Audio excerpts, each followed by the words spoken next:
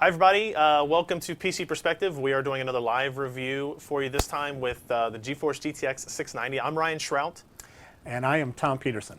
And a crowd favorite, I guess we'll say. Thank you. We'll see. We'll see. It looks like there's lots of people here in the chat. I'm pretty excited. There's a lot of people watching, and they want to talk about the good. So let's just jump into it. Well, I'm excited. As you know, today is GTX 690 day, so we're introducing our brand new high-end graphics card called the GTX 690.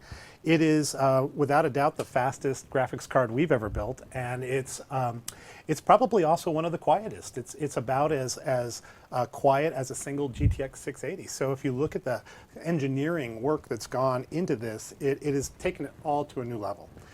Now this is something you said that there was kind of a different design philosophy at NVIDIA.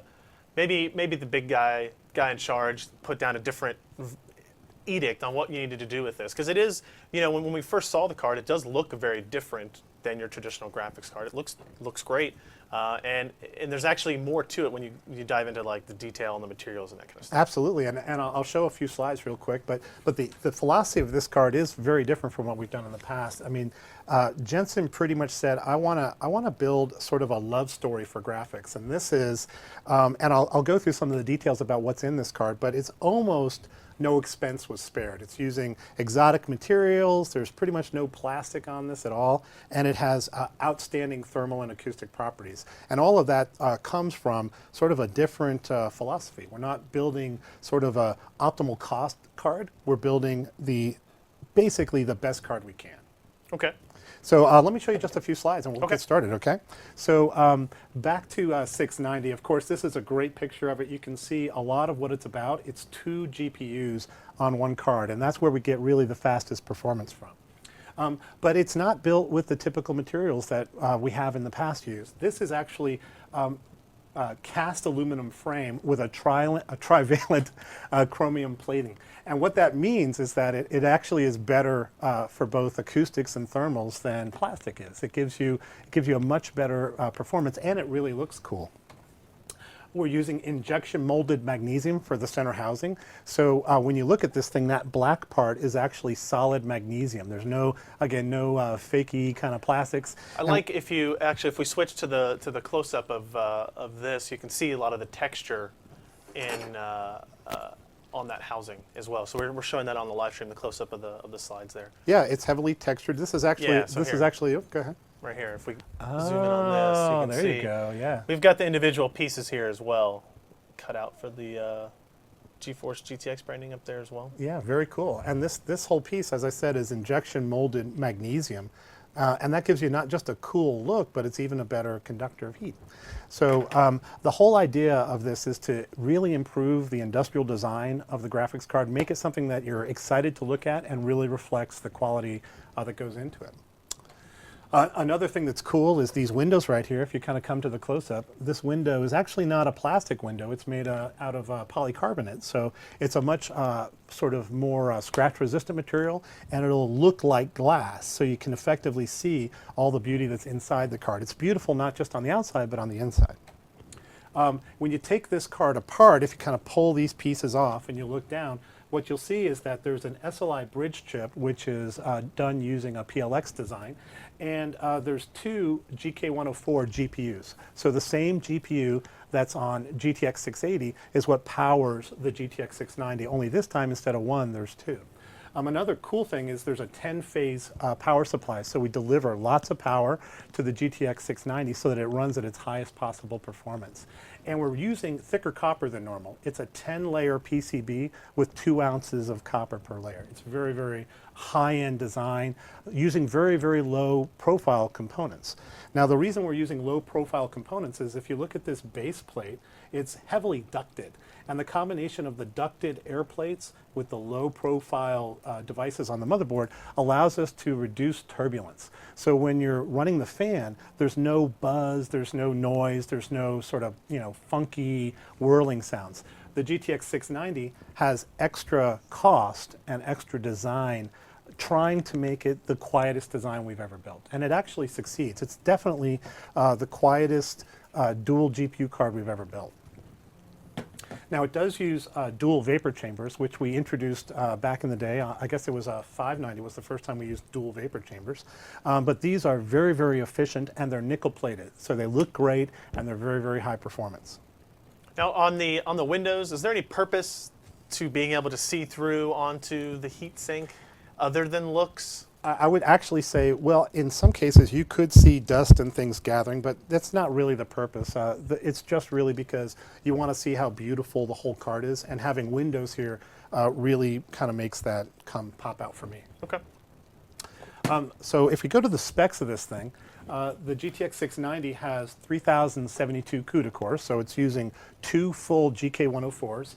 It has a base clock of 915 and a boost clock of 1019. So if you think about that base boost, and I'll talk more about this a little bit later, but our base and boost gaps are getting bigger. And actually 690 is a really, really good card to do sort of base and boost, that whole GPU boost technology with, primarily because we have a power budget that's fixed. So the power budget for the whole card is fixed, which means that really you can dynamically raise clocks a lot.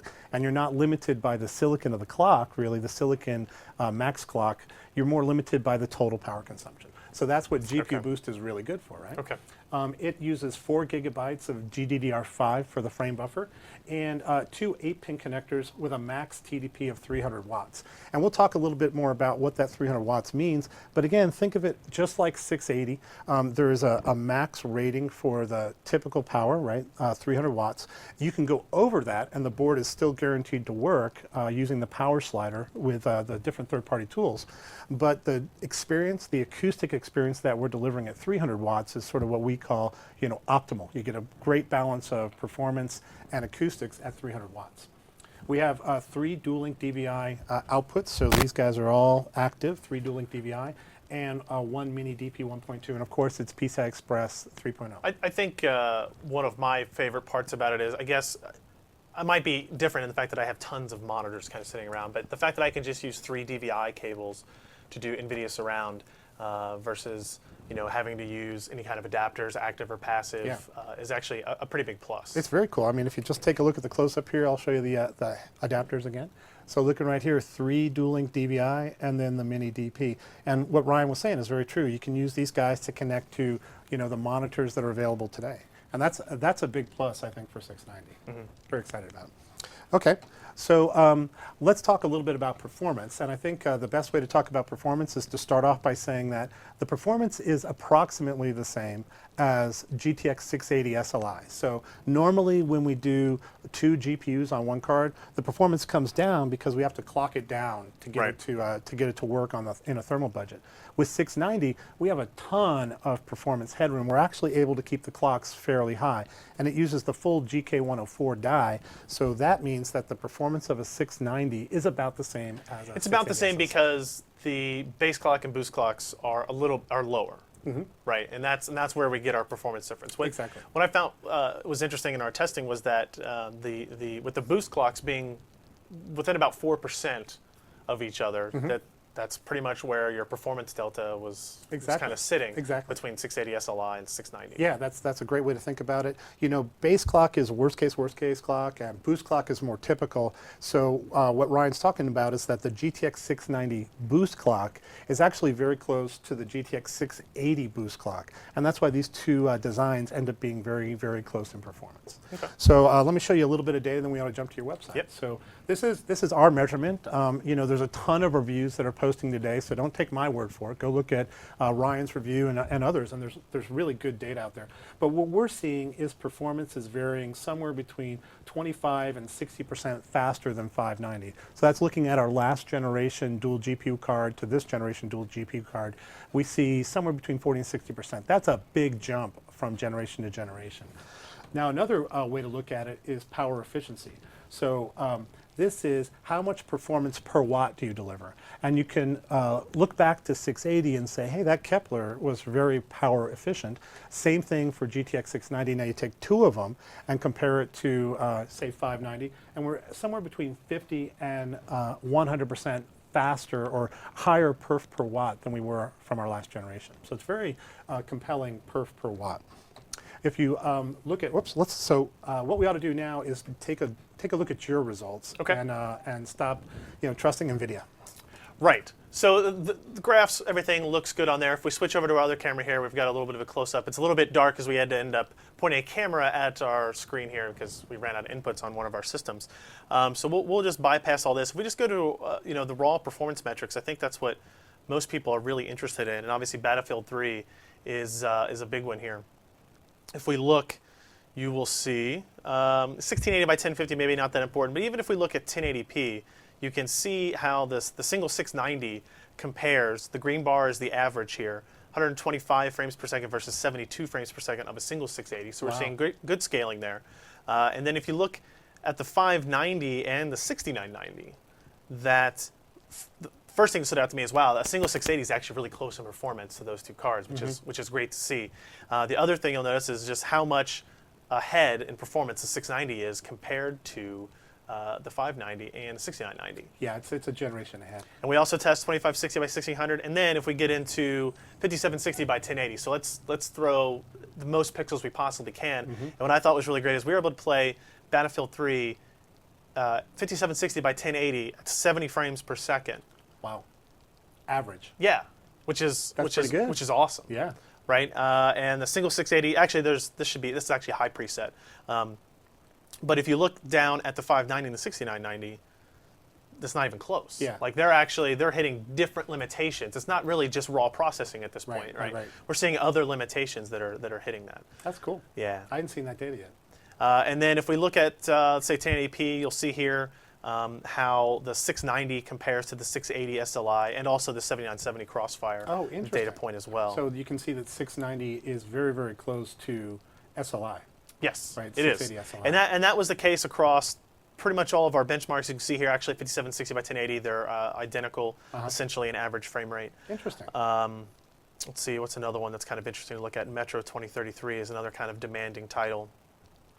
And so if we look at we broke our review up into two sections, right? There's one set of graphs is single card. Let's look at the fastest single card. And we've got the 680, the 690, the 590, and the 6990 from AMD. And you can see these differences are pretty dramatic again here. Oh. But then even when we get into the Crossfire side of SLI, Crossfire dual cards, we'll call it. This is 690 versus two 680s or two 7970s. You can see the performance there, the 690 is still really good. Wow. And you get some benefits, right? You're talking about a single PCI Express slot. And well, the acoustics are ridiculously good, right? I guess we'll talk about acoustics a little bit. Actually, you want to just... We'll show this. Okay. We did this a little bit as well because we'd had some requests for this and we hadn't done it we didn't do it with our 680 individual review. But we did do single panel 3D vision testing and multi-panel 3D vision testing. So we did 3D vision and 3D vision surround. And you can see people were interested. Yes, you can play Battlefield 3 at the Ultra preset with 3D vision enabled and get over 60 frames per second on this card. Wow. You can play Skyrim over 83. You can see the result, Dirt 3, Batman Arkham City. So basically a single card is perfect, runs great. So you don't have to disable anything. You don't have to lower your quality settings. And here again, Battlefield 3 running over 35, almost over 37 frames per second at 5760 by 1080 with 3D vision enabled. So 3D vision surround. Yeah. You're getting about half the frame rate, a little bit better than that in some cases, depending on the title. Yeah. But this, if you want a single card that's going to be able to power 3D vision and be able to power multiple displays. Yeah. This is doing well, that's pretty crazy right there. a heck of a job.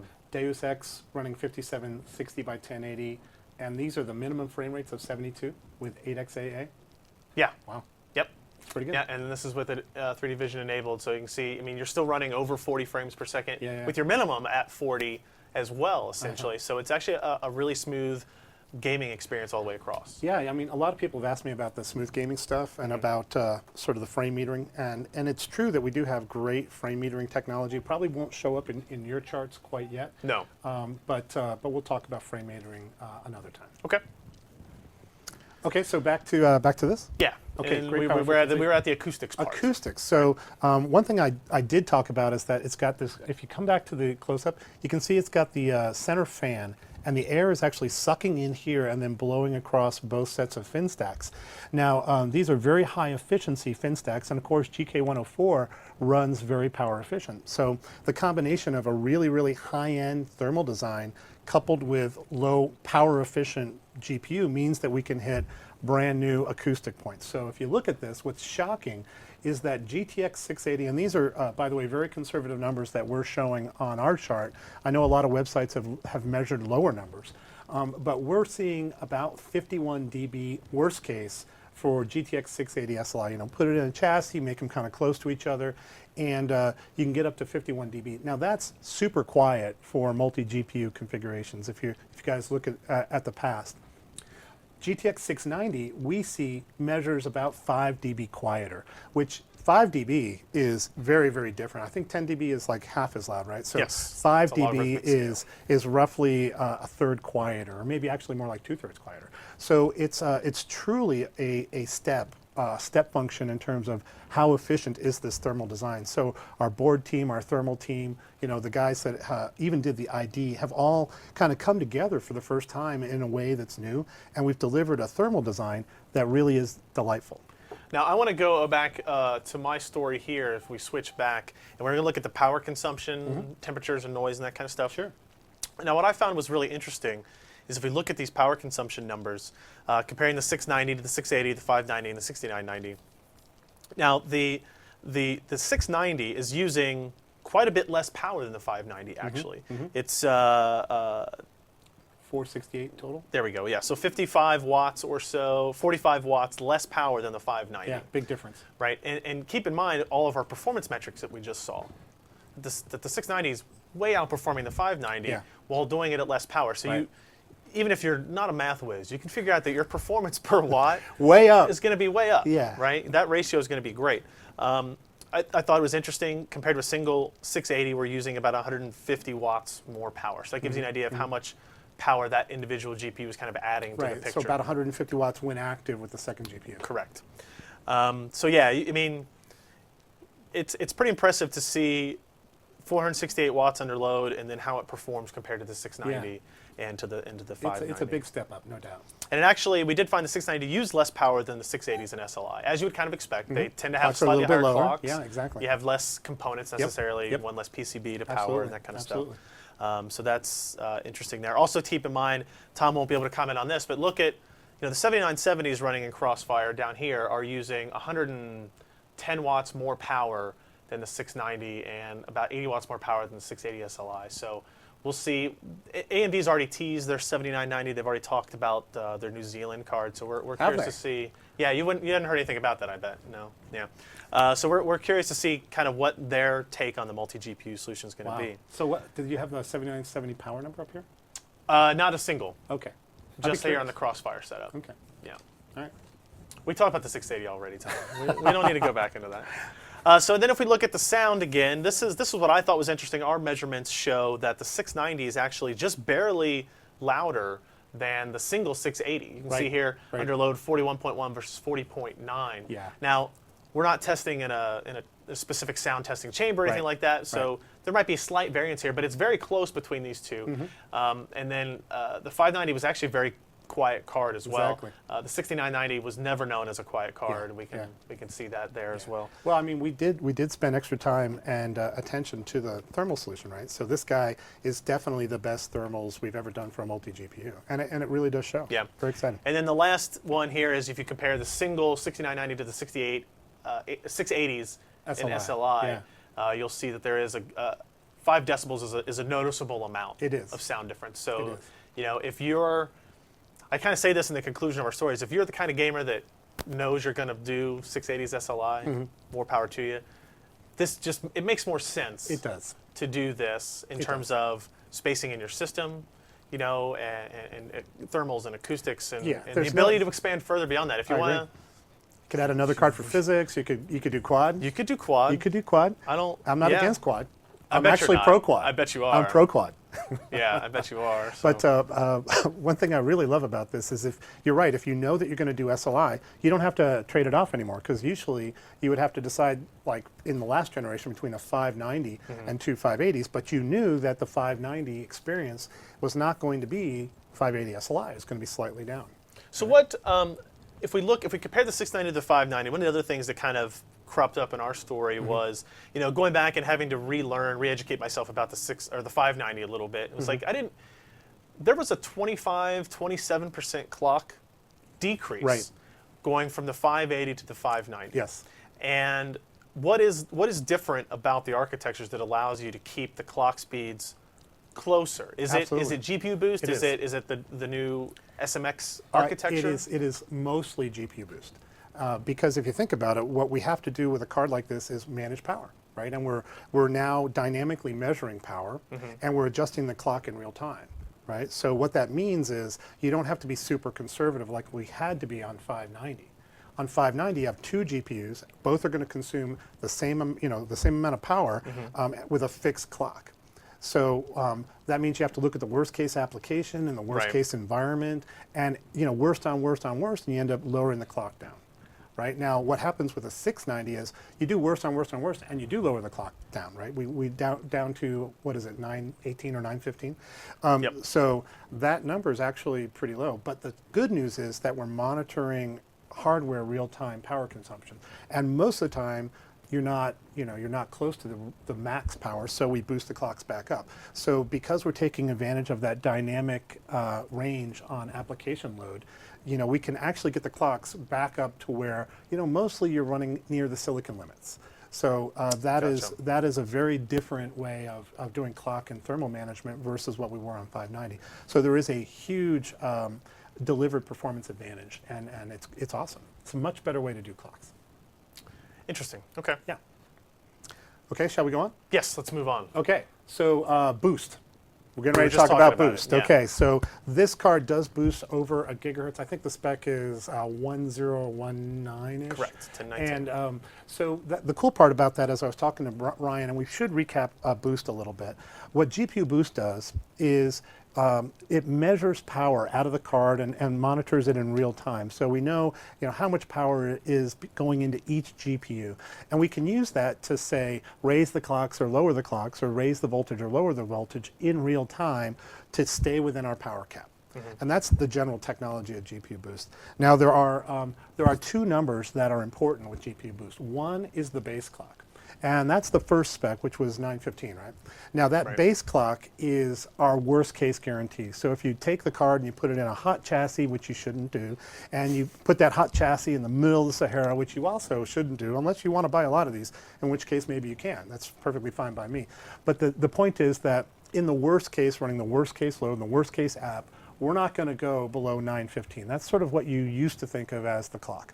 The truth is, if you run Furmark or you run some really severe, synthetics, then we'll lower clock more to protect the card. But that's just like throttling was in the past, right? Every card throttles to protect itself, and that's no different. In normal applications, we won't go below the base spec, the base clock. And that's true, by the way, for all of our GPUs that have GPU boost. The base clock is the same definition. It's our worst case. The boost clock is much more important. On this card, again, 1019, what that means is that's our typical clock. So when you're running an application in a normal chassis, well-cooled, in room temperature, you're going to get that clock or higher 50% of the time. And that it's basically your operating point. So boost clock is that dynamic range, if you want to think about it. How much will you normally be operating at? How much have you seen the boost clock on the 690 vary compared to where you saw the 680 vary? It depends on the application, of course, but I think it varies less because we're managing power quite closely, and we're going to ramp up right, as high as we can. So these are low leakage parts, and they're kind of bin to be low leakage so that we can put the highest performance on there. You'll still see ranging and you'll see variation from card to card, but it's relatively tight because the bin, the silicon that goes into 690 is relatively tight bin as well. Okay. Okay, so that's GPU boost. Now, what we ought to probably do is show live, right? We can absolutely do that. I'll go ahead and say, while we kind of switch over and get started on these demos, So the boost clock difference between the 690 and the 680 is only, what are we talking, 30 something megahertz, 1019 versus 1058. Yep. But the base clock Big difference. is about 100 megahertz. Right. Big difference. No, I'm sorry. It's about 95 megahertz. Yeah. So why is that the case? Well, again, if you think about it, worst case, right? With a single 680, the worst case power consumption has to set the base clock. Okay. Right, and if you think about how much leakage there is and how much variation, you're kind of, not able to go as much higher as you want. But that same silicon variation that happens on 680 can happen on 690. So we have to be very, very conservative because there's two of them. Okay. The fact that it's not lower is kind of an amazing achievement. But what's super important is that the variation in the base clock doesn't matter in terms of performance because it's sort of a throttle case condition. But you're right, it's bigger because we're limited by the total worst case power budget of the board. 300 watts versus 680, which I think was, what, 285, something like that? 680, Yeah, 195. Oh, I'm sorry, 185 versus 300. So it's not, not that high Right. gap. Yeah. Okay. So that's the reason, really. Okay. All right, so let's. Do you have a more clock data, or should we just jump into the live? I can give you. No, we just jump into the live Okay. because we'll get into overclocking a little bit after we show kind of our general demo Cool. here as well. Okay, so now I've got a fancy switcher. Let's just verify the switcher works. And can you see this on the stream? We should be able to see this. There we go. Okay, perfect. So this is a new version of Precision, and I'm going to use this to do the live demos. Yeah. What you're seeing on the left here, let me get over there. There we go, perfect. So over here what it's doing is telling you that we have two GPUs, and it just shows it up as GTX 691 and GTX 692. And you can see that right now one of them is running at 324 megahertz and the other one's running at 549 megahertz. So the one that the current displays are attached to is running at 549. Now, just like 680, there's a power target. Only this power target is for the entire board. So when you're playing with your card, you can increase the power target all the way up to 135%, or you can lower it down. And what that'll do is it'll affect the amount of power consumed while you're playing games. Okay, it's very, very straightforward and very cool. I'll also show overclocking a little bit later, but just like 680, 690 has a GPU clock offset and a memory clock offset. The GPU clock offset you should think about as sort of a DC offset to the entire boost clock frequency curve. So, as boost clock, the way boost clock is working, or GPU boost is working, is there's a set of voltage and frequency points, and we're going to dial it in and ramp up and down on that curve in real time based on power consumption. Same thing is exactly happening with 690. Now, one thing that's interesting is that since there's two GPUs, they're running on this boost curve separately. Yeah, I noticed that. So they don't run at the same clock speed. No, they don't. Which I guess I was kind of surprised by that. I thought they would be controlled by the same. Is that a benefit to the card to not have to run at the same clock speeds? Is it just a side effect of GPU boost and how it works per GPU? Yeah, I would say it's more of a side effect than a benefit. Okay. I mean, at the end of the day, we're still going to be limited by the fastest GPU because we're doing a technology. Slowest. I'm sorry, the slowest, which is we're doing a technology called AFR. Right. So what AFR means is that one frame is rendered on one GPU, the next frame is rendered on the next GPU, and you go back and forth. And the combination of AFR with our frame metering technology tends to say that really they're going to run at the same rate. Okay. Even though one may be running at a higher clock, Gotcha. the actual delivered frame rate is going to be the same. Okay. But that's not always going to be the case, I don't think. But again, we don't want to spend too much time talking about technology we're not announcing. But the cool thing is that you don't need to run at the same clock rate. Because of our frame metering technology, we can have one run slightly faster and one slightly lower. And fraps might show a slight difference, but the truth is, by the time those frames are displayed to users, they're running at exactly the same period. Okay. Interesting. All right, so let's cut back to the other display. I'm going to be switching back and forth. And You want me to handle that part? yeah, I'll do that'd that be for awesome. you. That'd be Okay, great. 2 is desktop. Now let's go ahead and jump in. Let me iconify this thing, and I'll start off with just Battlefield 3. We did it last time, so it's a good favorite. example. Yeah. Crowd favorite. So I think I have this set up to run on Ultra, and we're running at 19 by 10. So you're going to see some crazy frame rates, but I'll just sort of walk through what's going on with clocks. Okay. And we're going to switch back and forth between the monitor screen and the real-time gameplay, Yep. give you a sense of what's going on. Okay, so is there sound on the stream? Give them a little bit. Give you guys a little flavor flav. So do we have any cool questions yet? Soda time. So actually, we did have one question that I saw earlier, and they said they wanted to know if this graphics card was actually running because they couldn't hear it on our mics. You know what? And I thought that's like God a bless quote you. that should go on the box, God right? bless you guys you. paid them to say that, I assume. Was that an NVIDIA person on there? Thank you for that. But yeah, the card is actually running. This is actually the cable, and if you stick your finger in there, Don't do that. it's actually blood yeah, on the it's actually table. running.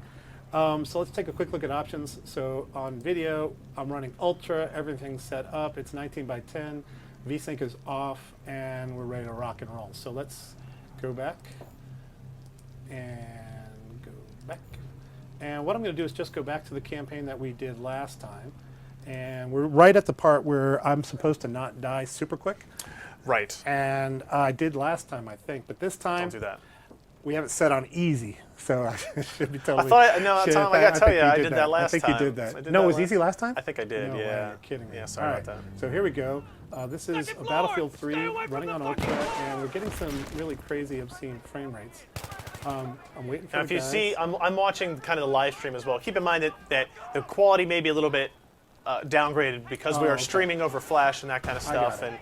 and it's I can only tell you what we report here, what we see on the live screen. Well, on the live screen, there. it But looks it does- really good.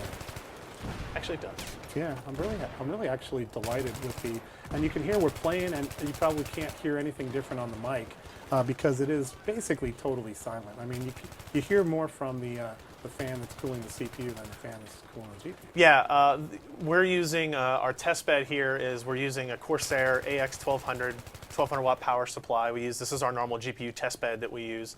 It is a Sandy Bridge G processor, and we're using a main gear Epic 180 Nice. kind of self-contained Yeah, water the cooler. huge. So we want to change over so yeah, we let's can go to freeze the, let's take a look, and I'll freeze the pause our yeah. monitoring here. And let me come over here. You're going to need to drag it, I not should have done stretch that it. sooner. All right, pause, pause. and let's move this over. All right, so what's going on? Well, first of all, you can see that we're running pretty solid, above 100 frames per second. And this is when I was in the Is this game. new? I don't remember this from our 680 discussion. Was it reporting frame rate as an item? Yeah, On the yeah, thing? yeah, Maybe we totally. just didn't have it enabled. We didn't have it enabled Okay. because the truth is that there's we were going to run 3D Mark 11, and the frame rate Does not because- report in that. Exactly. I So gotcha. I turned it off just to not confuse people. But on this one, we are running Battlefield, so sure, why not? And we're running around 120 something. This is when I hit escape, and this is when it's sitting there at idle. I'm not idle, but the game is running, but it's in this paused menu mode. Right.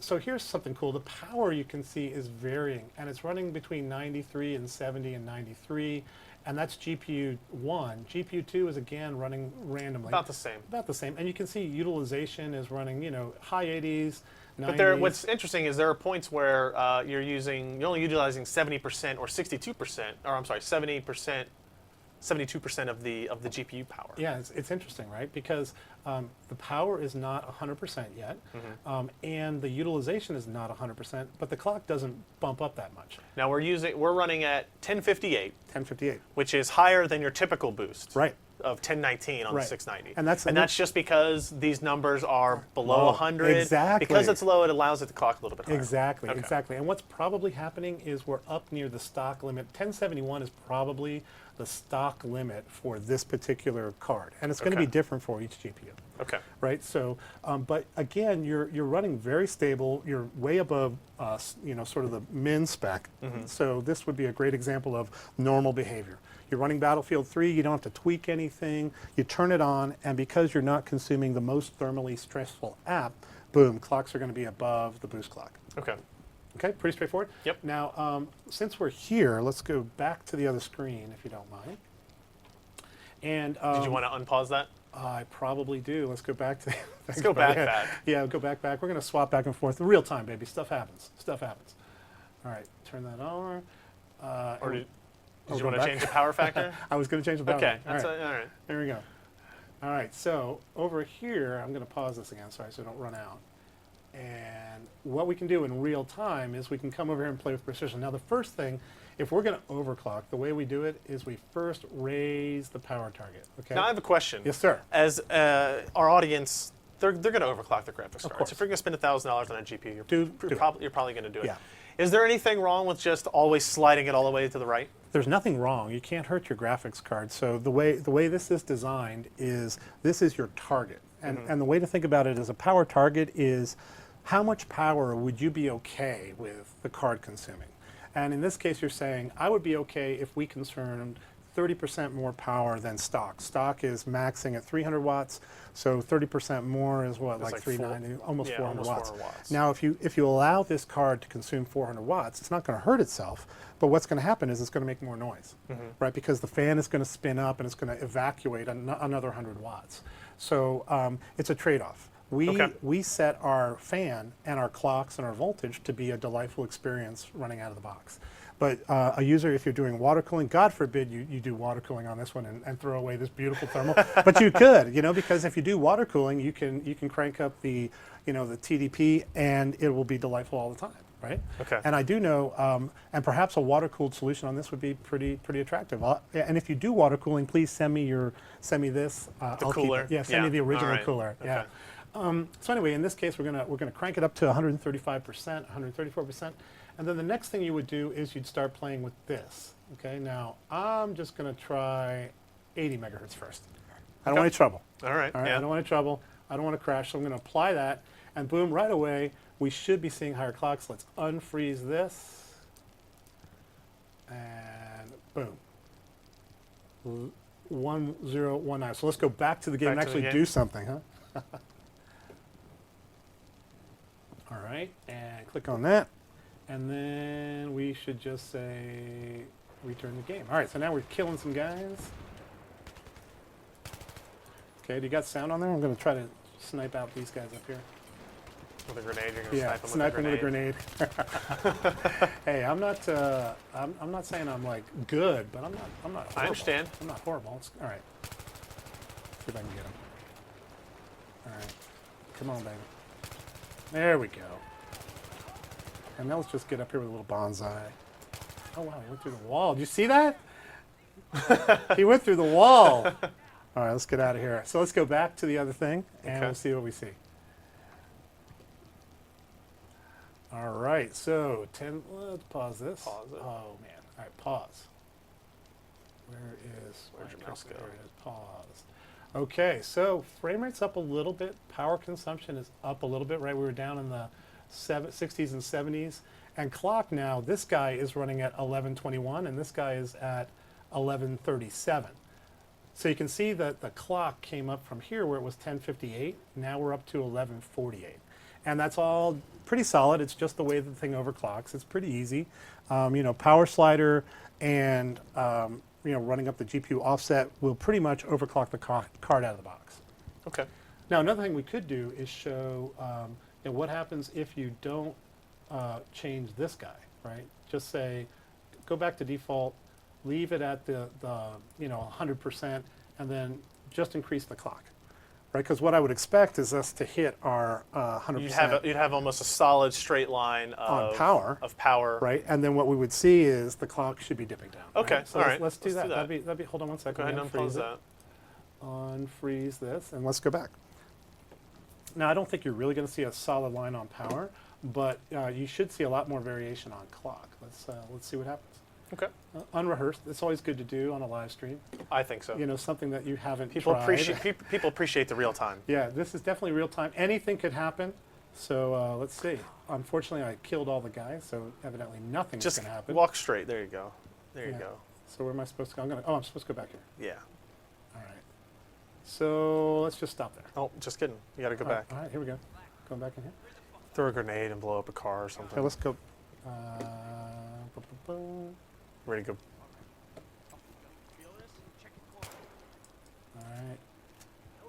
There we go. It didn't quite blow up, but let's see what we got. Okay. All right, go back.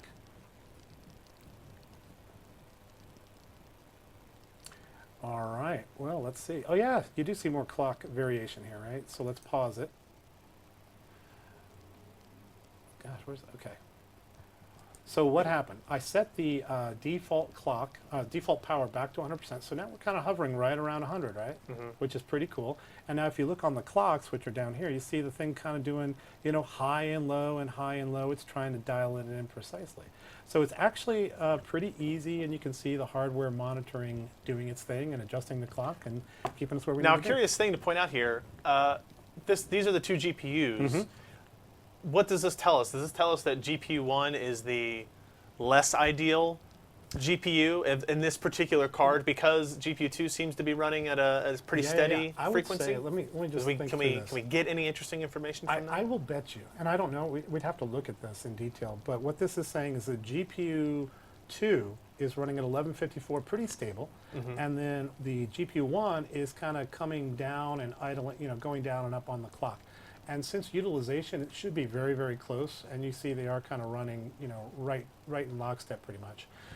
My guess is either GPU 2 is more leaky than GPU 1, which is certainly possible. You know, the GPU 2 is less leaky than GPU 1 because GPU 1 needs to dial the clock down to stay within its power target. So it's certainly possible. Another thing that could be happening is that GPU 1 is actually the master GPU that's driving the display and consuming extra power because of that process. Gotcha. So I'm not sure. It's a really interesting question, Ryan. I'm glad you brought that up in real time without me having any time to prep. So yeah, perfect. No, I don't know the answer, but that'd be my guess. All right. Cool. Let's do another demo. So let's unfreeze this thing, and let's go back to the main screen. Oh, let me fix this one thing first. Sorry, I want to set it back to stock. Set it back to stock. Yeah. Okay. Default. Apply. Okay. And stretch this guy out again, and then let's go back. All right, so the next one I want to do is just another game example, and this time it's easier. We can actually watch it in real time, which is the Metro. It'll close a second. Come on, baby. You'd think closing a game would be quicker. It's got to clean up, man. It's got to clean up all the stuff. I guess it did some things. All right, so what we're going to do is just run the Metro benchmark because it's easy, and I'm going to run it at 19 by 10. Where is it? Where's 19 by 10? Down? You see? 19 by 10. I'll go very high, and 4xAA and 16xAF. Physics Advanced is enabled. So this is as bad as it's going to get. Right? Okay. All right, and we're going to load it. So the reason I want to show you this one is just to give you a sense of what the monitor does in real time. Kind of give you a sense of how is this benchmark running, and you can see, you know, we're running at 86 frames per second, totally maxed out. It looks really good. It's beautiful. Can you see this on the screen? You certainly can. All right. So let's jump to the monitor page now, and we should be able to see this in real time. Yeah, cool. So on the very top, you can see the frames per second, and this is the way the benchmark works. It ranges between 40 and 80 or whatever, and you can look at the power running between sort of 70 and 90 on both GPUs, and the utilization is all over the place. But then you can look at the clocks, right? They're both relatively stable at 1071. Slightly different operating point from before, right? Before we were running at like 1058. And now look at GPU 1 again. You can see it kind of dipped down a little bit where GPU 2 did not. So I think this is all pointing to the idea that on your particular board, GPU 2 is a little bit more power hungry than GPU 1. Both are delivering a really solid clock, a really solid experience. Now here's another interesting thing, right? 1071 versus 1053, 1048. So they're not running at the same clock. They're not running at the same clock. They're basically running independently, just like SLI does, but collaborating on the workload, delivering a fairly, you know, awesome frame rate. All right. Pretty cool. All right, let's get out of here. Go back. Game is still running. I think we've seen enough of this guy. All right, last game demo. It's not really a game demo, but I want to show you one more thing that people have asked me about. You guys know Rit Dribble from last time. This is a nice toy benchmark. Yeah. And the reason I like it, if we can go back to the other monitor screen for a second, is because it's very quick, very easy. And what I want to do is I'm going to clear all this. And let's go back one more time. Now, what I think you'll find is when I launch this, you're going to see something interesting. We're running at 670 frames a second, which, if you remember, is very, very close to what 680 does. And so yes. And the first question is, well, what's going on with that? There's two GPUs. Well, let's go back to the monitor. And what you'll see, let's go back to the videotape. Off-screen chatter over there. All right, so I'm going to pause this. Ryan, what's going on? Quick quiz. All right, so our GPU usage is fairly low. Look at the power consumption here, 46% versus 11%. Yep. So one of them is using a lot less power than the other one. Mm-hmm. Okay.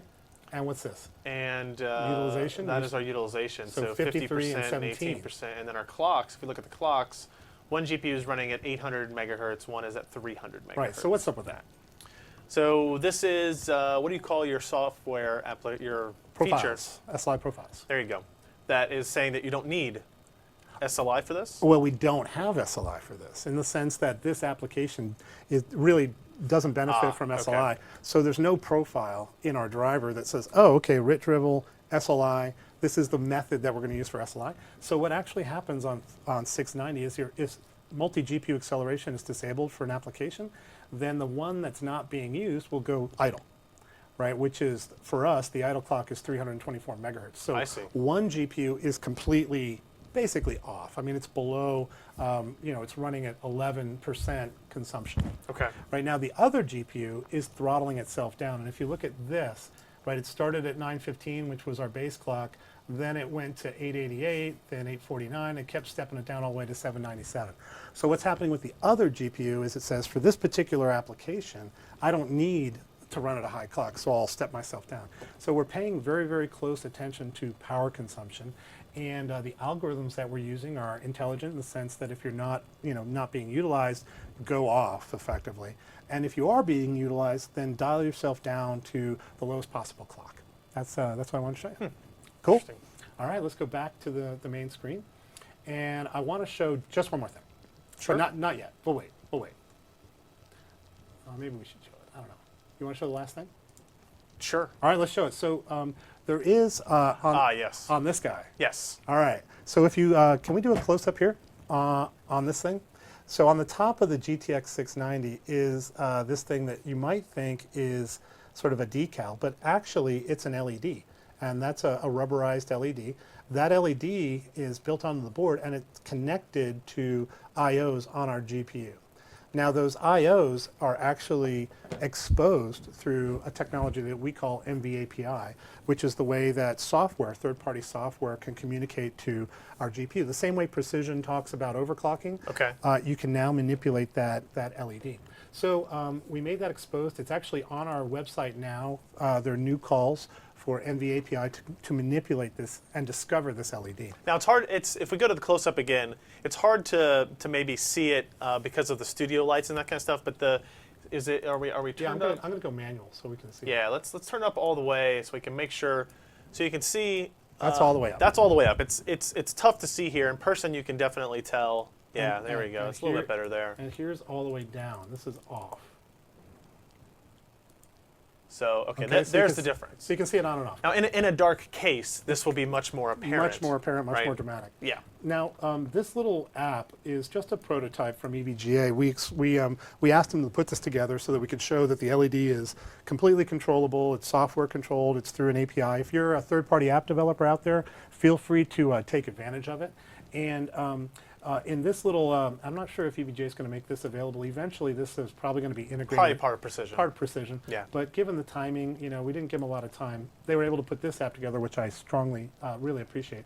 So you can, you can manually set your lights to whatever you want, and if there's multiple cards, it'll allow you to address each car independently, right? The other cool thing is you can set the utilization, you can set the behavior to map to any one of multiple, statistics that are read out of the API. So GPU utilization, you can say, right now I'm running at 53% utilization. My illumination is 53%.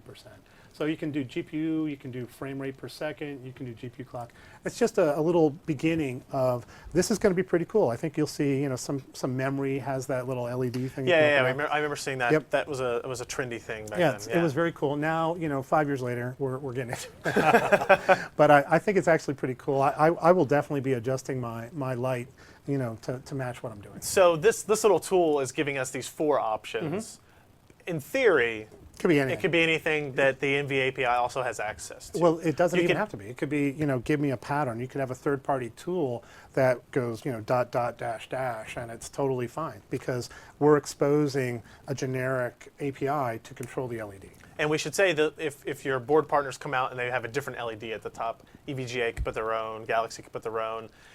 they don't necessarily have to have GeForce GTX across it. They can put whatever lighting fixture they want. Yeah, for 690, it's only going to be this one. Okay. For 690, right? Okay. Because NVIDIA is actually doing the design ourselves. But for other GPUs, this is a generic technology that we're exposing on a family of GPUs. Okay. So you'll see LED controls probably on partner boards. So I don't know if ASUS or MSI or Gigabyte or EVJ or anybody wants to take advantage of the technology in their custom boards, but you know, it's certainly available and it'll be managed through a standardized API so that we should see third-party tools like GPU-Z and perhaps Riva Tuner or who knows what else. Okay. Take advantage of it. Now, do we want to talk about overclocking at all? The overclocking procedures on the 690 are the same, essentially, They are. as it was on the 680. They are. It's no more complication involved in that when we're doing multiple GPUs? No, it's very, as I showed you on this one, it's really easy. Just adjust the power target and then adjust the GPU clock offset, and that's really it for overclocking.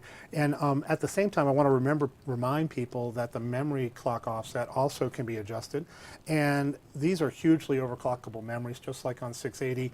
It runs at 6 gigabits per second stock, but you know, you can slide that up by 10%, no problem. Okay.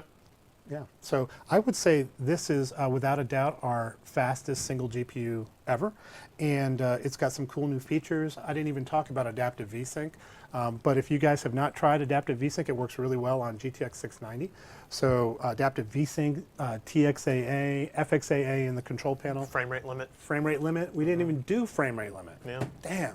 But let me just pop it up real quick just so you can see it. So go back over the thing.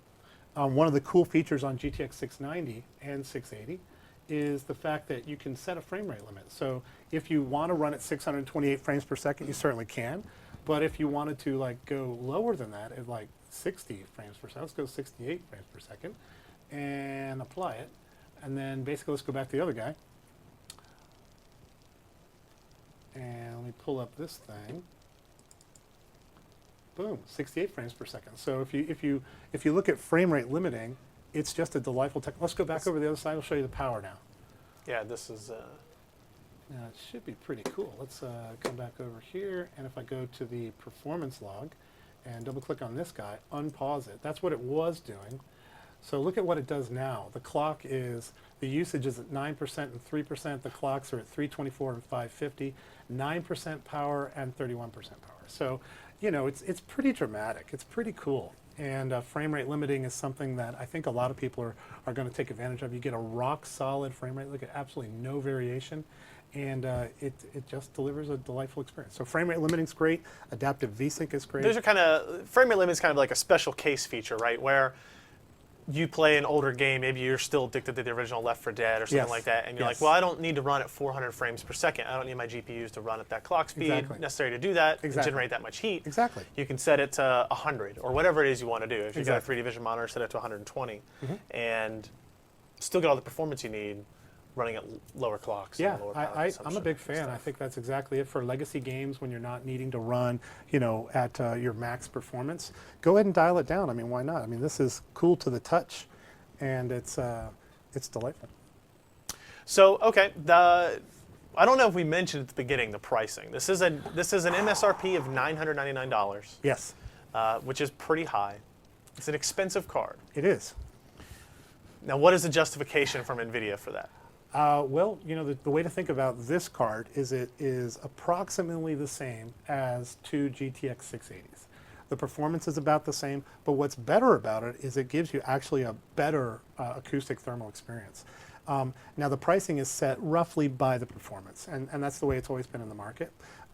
This is not for everybody. This card at $1,000 clearly is not for everybody, but if you want the best, it's undisputably the leader right now. It's got the best acoustics, it's got the best performance, and it really looks really cool. So that's really what drives the price is, you know, where does it sit on the performance curve, and what's the value that we deliver? And we should see some availability today. Yeah, you'll see availability today. Absolutely. Yeah. Okay. And then I think I was told wider availability on May the 7th. It'll continue to ramp, right? So Okay. you'll see, you know, as these come into the channel, you'll see more and more availability at e-tail and retail. But you know, this is never going to be widely available everywhere. This is Right. a lower volume enthusiast card. It's $1,000 a piece, and you know, a lot of those are not going to go into the channel. They're going to go directly to system builders building boutique systems. So, you know, it is going to be similar to our other availability for multi GPU cards as in the past. It's going to be available, and we're really excited about it, but we're not going to build a ton of them. All right, so we're going to do some questions. Take Okay. some questions Perfect. from, we've got a couple of chat rooms. We've got the Justin TV chat room. We've got our own chat room. Okay. If people are following me on Twitter, they can send a message that way. It might Great. actually be easier that way because there's less noise going involved. We are going to Perfect. give away at least one of the world famous now NVIDIA crowbars. The crowbar. slash We're going to give away a pry bar. crowbar. It's not a crowbar. It's a A pry pry bar. bar, flat bar. Was it you that told me the difference between a crowbar and a pry bar? I think it did, was. yeah. Does anybody out there? They know. They know? They 'Cause know. They told us. They told us? I didn't learn it on my own. Yeah, I mean, I called it a crowbar. Sure, whatever. Yeah, well, I think we call it. Brian Del Rizzo made a mistake on that one, didn't he? Called it a crowbar. You didn't? You called it a pry bar? He called it a pry bar. All right, never mind. Crowbar is a more gamer-centric accessory. What I is will what was say. it called on Half-Life? It was crowbar. Crowbar, And it okay. was because it was rounded. It was crowbar because it was round. It was rounded. Yeah, that's the okay. difference. Okay. So if you've got questions, send them into our chat. We'll kind of feed a little bit here. Take a few back and forth. Yeah. Now the first one, I'm just going to go ahead and go out there. Bring it. Let's do it. Where are all your GTX 680s, and is that going to affect the 690 Wow. availability? You know, that is not at all related to 690, is it? But so let me answer that. That's come up a bunch. Every It place I has. go, Yep. people ask about me. And I can tell you that, you know, we're building 680 as fast as we can, and they do become available on a fairly regular rate. But that demand right now is clearly exceeding supply. And that's unfortunate. You know, it's a 28 nanometer part, and we are building as many as we can. I wish I could give you more details on that, but we don't announce exactly how many we ship of every particular SKU. But I can say that it's more of a supply, you know, it's more of a supply being exceeded by demand issue. Demand is very, very strong. And, you know, look around. Different websites will have them on different days. But unfortunately, I can't give you more detail about it. I can tell you that clearly we wish we had more. You know, we wish Yes. we wish we had more, and I can't say anything but, you know, just stick with us, and there'll be more out there, and just, you know, put on the auto notify, and then just snap it up when it comes in. Do you have any? Can you give us any relative answers into how many 680s we have seen go out the door versus other stuff? You know what? I want to give you more data, but I can't. I can't. And I know that we had talked earlier about maybe giving some hints, but upon further reflection, we can't give you any more detail than that. But the truth is that it's ramping nicely. The volumes are good, but you know, we don't want to be more specific. Okay. Well, the first question that came in on my Twitter account was, "Will the 690 suffer supply woes as the 680?" And that Wow. all, I guess you're saying that all depends on demand. How many people want to spend $999? Yeah. On a video card? I Yeah, guess. and I think the way it's always hard to know, right? Supply. Clearly, there's a shortage of 680, and I know Right. that. We all know that, right? Because you go to the website and you find, you know, auto notify only. But if you look at multiple different websites, you can usually find one or two out there. So on the one hand, you'd think that we'd love that, right? Because demand is great. But on the other hand, we don't like that. It causes a lot of negative reaction. Yeah, and absolutely. and And that's what nobody we wants see. that. We get people Yeah. emailing us and calling us. I would not want to. I mean, having not enough supply is just as bad as having too much supply. So we regret it. We really do. And we're working as hard as we can to get more supply out there, and we will soon. But on 690, think of it as a slightly different market. You know, the people that are buying 690 are buying, you know, the best card that they can, and usually they're going to buy them, you know, either off of e-tail or they're going to buy them through a system builder that's going to put together, you know, a $5,000, $6,000 PC. Right. I did see one question come through. They were asking about, it is a PCI Express 3.0 card. Yes. No performance differences really seen when connected to a PCI Express 2.0 system. No, not very much Right, now. and the fact that the PLX chip, the bridge chip that's in there, is PCIe 3 compliant and runs at that speed, won't affect anything. It doesn't really, you won't see any performance negative from the PLX chip.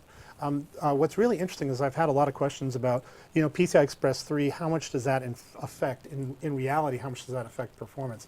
And right now it's relatively low. Some apps you'll see it. Have you done an article on Gen 3 versus Gen 2? We looked at it a little bit when AMD launched their 7000 and kind of looked at performance. And you saw like in the noise? Yeah. Yeah, plus or minus. You'll see a little bit more on this. At higher resolutions, you'll see a little bit more impact, but it's not. Even on single GPU? Yeah. Okay. But it's not dramatic. And the reason is because if you think about the problem that our driver team has had to deal with is they have to balance the performance with the bandwidth of the platforms that they've been tuning with. So all of their copy, all their frame buffer management, all of their texture management is all built around PCI Express Gen 2 bandwidth. So it takes some time before we become comfortable that there's a new infrastructure and that there's new trade-offs that can be made to improve performance. And that'll take probably 12 months. But eventually you'll see our driver improve the utilization, and we'll either get more features or we'll get higher performance because of Gen 3. But it basically, we would not want to tune for Gen 3 now before the bulk of our customers have Gen 3 platforms. Another question here from Horace wants to know, is the card difficult to take apart? I would say you're not going to unscrew these. Can you see this? Let's do it close up here. Yeah. So those are rivets, okay? Those are not coming out. So those you're not going to pull it apart this way. But on the back side, there are screws that you could actually, take off the base plate and pull the entire, pull this entire piece. That'll all come off. Now, I don't recommend that simply because it's a really good design the way it is. So let's go ahead, and if we have any more questions, I know we had to have, it looks like in the chat rooms people had to refresh. Oh, okay. Can I? Well, yeah, go ahead. Will any of the hardware we see in the 600 era wind up in next generation consoles? I can already guess what the answer to this question is going to be. No comment.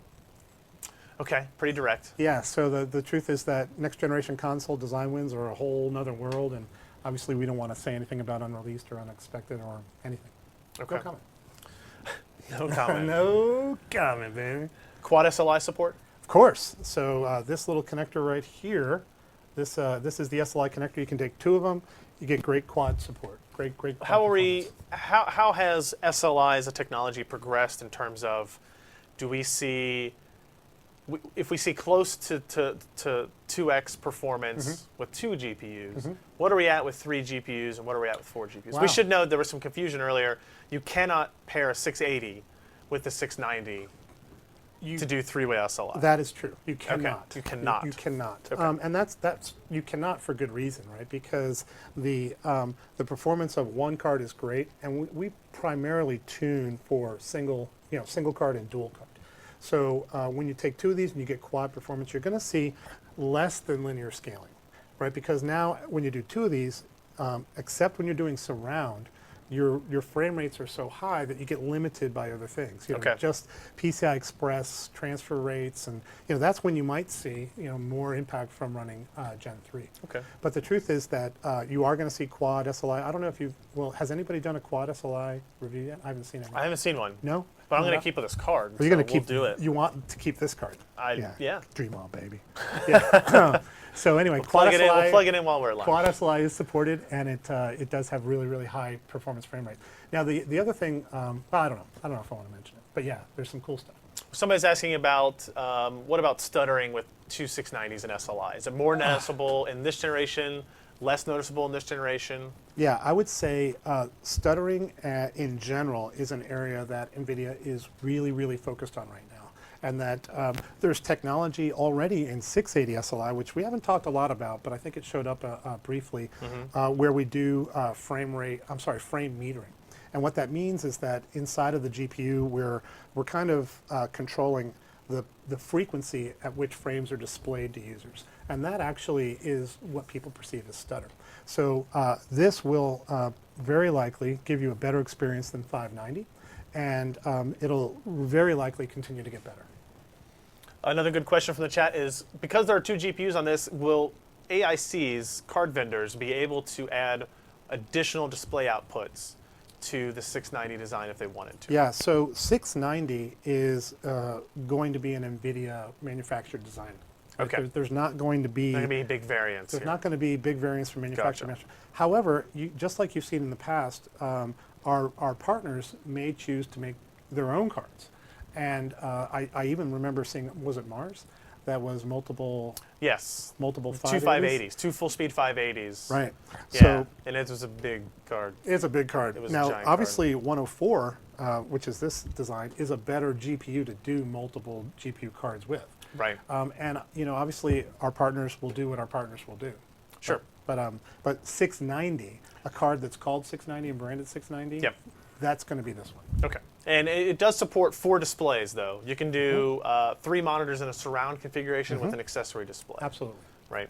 Or you can do 3 monitors on its own.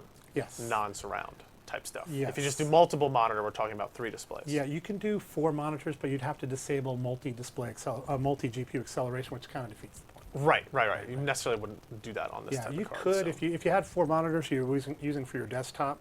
You could certainly do that, and then turn on and off multi-GPU acceleration to get fewer monitors but higher performance for gaming. So I would not be surprised to see people buy this, do 4 monitors for their desktop productivity, Right. And then just switch on and off multi-GPU acceleration. Okay.